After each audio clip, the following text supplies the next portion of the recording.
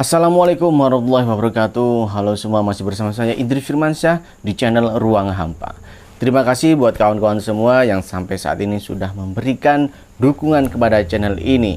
Dan jangan lupa untuk like, komen, subscribe, dan share video ini agar kita lebih bersemangat lagi untuk membuat konten-konten yang lebih menarik lagi. Di zaman yang serba sulit ini, kadang-kadang orang berpikiran instan untuk menjadi sukses. Banyak cara yang dilakukan mulai dari yang baik sampai yang buruk. Mulai dari pekerja keras sampai yang mengandalkan pesugihan. Pesugihan adalah serangkaian mitos atau ritual yang dipercaya bisa digunakan untuk memperoleh kekayaan secara instan melalui jalan pintas. Biasanya dengan bantuan makhluk gaib. Saat melakukan ritual pesugihan, pelaku pesugihan biasanya membuat perjanjian dengan makhluk gaib. Berikut ini 5 pesugihan melegenda yang ada di Indonesia. Pesugihan Nyi Blorong. Menurut kepercayaan masyarakat, Nyi Blorong adalah penguasa keraton pantai selatan yang memiliki kesaktian serta pengikut dari bangsa jin dan makhluk halus lainnya. Konon ia juga mencari pengikut dari kalangan manusia yang disesatkan dalam tindak pesugihan untuk dijadikan sebagai budak-budaknya. Penampilan Nyi Blorong sendiri disebutkan mengenakan kebaya berwarna hijau dengan rajutan emas. Masyarakat juga percaya bahwa Nyi Blorong dapat membantu mendatangkan kekayaan bagi orang-orang yang tertarik bekerja sama dengannya. Konon, setiap Nyi Blorong datang, dia akan meninggalkan kepingan-kepingan emas dari sisik-sisik di tubuhnya di tempat orang-orang yang meminta pesugihan tersebut. Namun pesugihan Nyi Blorong membutuhkan tumbal arwah manusia yang meminta pertolongan kepadanya. Saat meninggal, arwah pengikutnya itu akan menjadi bagian dari keraton gaib di Laut Selatan Jawa.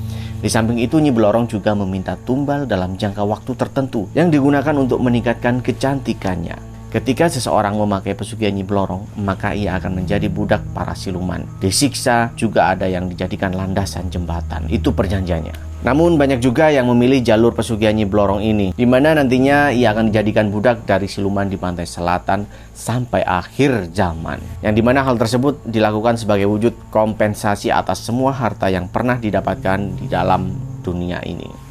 Bahkan dari perjanjian itu terdapat hal yang lebih menyeramkan lagi, di mana anak cucu mereka yang ikut menikmati harta itu pun juga akan menanggung akibatnya, serta memiliki nasib yang sama. Hal tersebut seperti layaknya dosa yang berantai.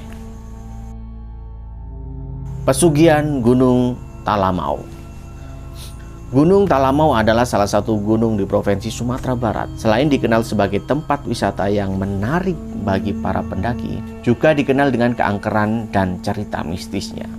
Masyarakat setempat juga mengenal Gunung Talamau ini sebagai salah satu tempat yang kerap dikunjungi untuk melakukan ritual pesugihan atau sekedar meminta nomor togel. Masyarakat setempat juga mengenal Gunung Talamau sebagai salah satu tempat yang kerap dikunjungi untuk melakukan ritual pesugihan atau sekedar meminta nomor togel hingga sekedar meminta keberuntungan. Tidak hanya itu, warga juga percaya di gunung ini ada kerajaan gaib yang penghuninya kerap mengadakan pertemuan pada waktu-waktu tertentu. Dari cerita turun-temurun, ada kabarnya di atas sana ada sebuah kerajaan gaib. Warga setempat juga menyebutkan kalau cerita itu benar dan juga sering melihat harimau campo yang diyakini sebagai penunggu gunung tersebut. Cerita lainnya, saat kita memasuki Padang Siranjano diwajibkan untuk membaca Assalamualaikum, karena dipercaya di daerah tersebut dihuni oleh seorang kiai. Dan juga nama-nama puncak dan telaga di gunung ini juga diambil berdasarkan beberapa cerita legenda yang diyakini oleh penduduk sekitar gunung ini. Pesugihan Gunung Wijil. Selain dikenal sebagai tempat wisata baru, gunung yang terletak di Desa Kupang, Kecamatan Karangdowo tersebut dipercaya sebagai gudangnya tempat pesugihan, karena dipercaya memiliki banyak tempat ngalap berkah, ziarah makam kuno hingga pesugihan buto ijo.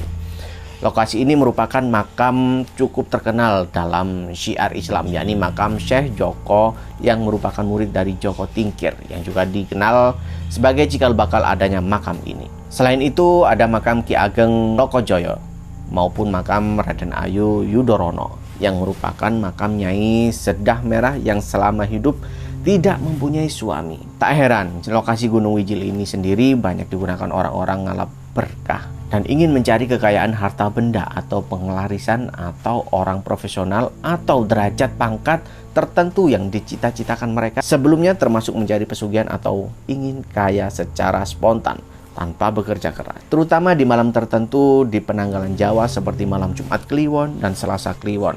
Banyak pengunjung di makam ini yang berasal dari sejumlah kota datang untuk ngalah berkah dan tentunya dengan niat yang bersih dan sungguh-sungguh tentunya akan terkabul. Jika para orang perziarah yang ngalah berkah di lokasi ini bisa dikatakan berhasil atau sukses, dia biasanya akan ditemui sosok hewan berbentuk anjing merah yang merupakan kelangenan dari penghuni penguasa Gunung Wijil. Namun, ada sejumlah pantangan yang wajib dipatuhi para pengunjung yang ingin berziarah ke makam ini. Salah satunya adalah pengunjung wanita yang sedang datang bulan dilarang masuk ke makam. Jika nekat, maka biasanya akan didatangi makhluk aneh dan mengerikan, yakni manusia bersisik dan kepala ular yang datang dalam mimpinya. Dan larangan yang lain adalah mengenakan perhiasan apapun. Di kompleks ini dikenal adanya dua lokasi dengan julukan golongan putih dan hitam. Jika golongan hitam adalah lokasi luar kompleks makam yang masih satu bukit. Terdapat dua pesugihan yang terkenal dengan lokasi Buto Ijo sebagai media pesugihannya. Caranya kurang lebih 500 meter dari kompleks makam. Batu yang berbentuk mirip buaya atau dalam bahasa Jawa watu boyo. Konon sebagai kontak gaib dengan makhluk pesugihan, salah satunya Buto Ijo saat bulan purnama. Menurut mitos, pintu gua bisa terbuka sendiri dan bagi yang bisa melihat dari sisi gaib, lokasi gua ini mirip sebuah keraton yang indah. Buto Ijo sendiri berbentuk besar dan berkulit hijau serta memiliki taring gigi yang besar dan mata merah serta melotot. Mitosnya orang yang berani melakukan ritual di tempat ini harus berani mengikat kontrak gaib dengan tumbal tertentu seperti nyawa atau hal penting lainnya. Maka keinginannya untuk cepat kaya akan segera terwujud. Pesugihan Gunung Kemukus.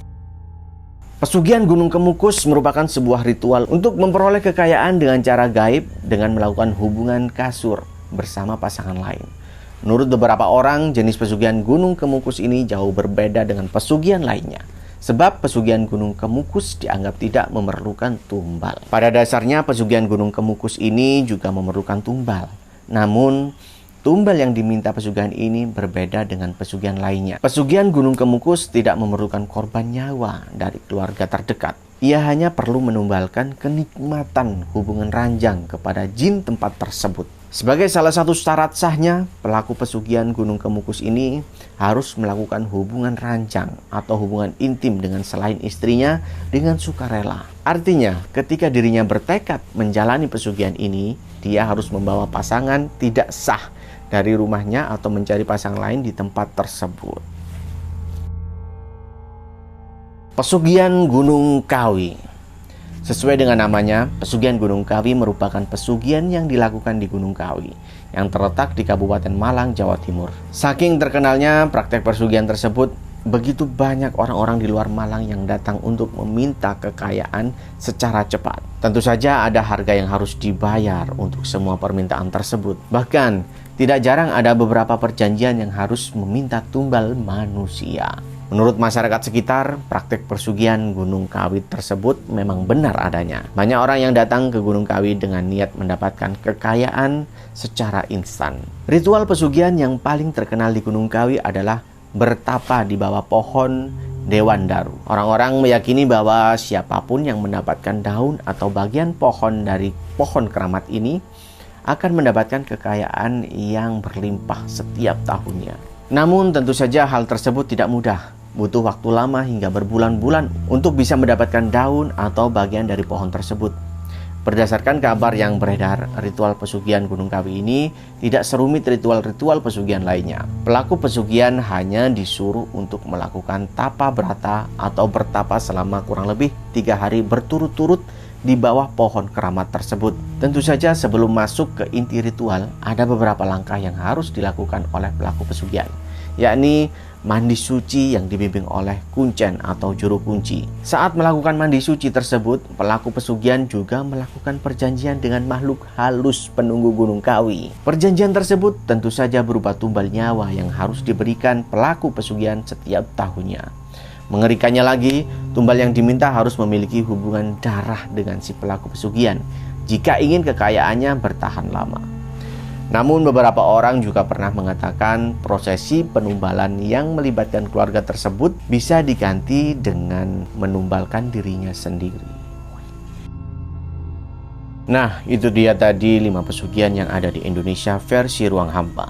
Bagaimana menurut kalian? Apakah ada yang belum masuk di list kami? Atau memang ada pesugihan lainnya? Tulis saja di kolom komentar. Saya Idris Firmansyah, pamit undur diri. Sampai bertemu lagi di episode-episode ruang hampa selanjutnya. Wassalamualaikum warahmatullahi wabarakatuh.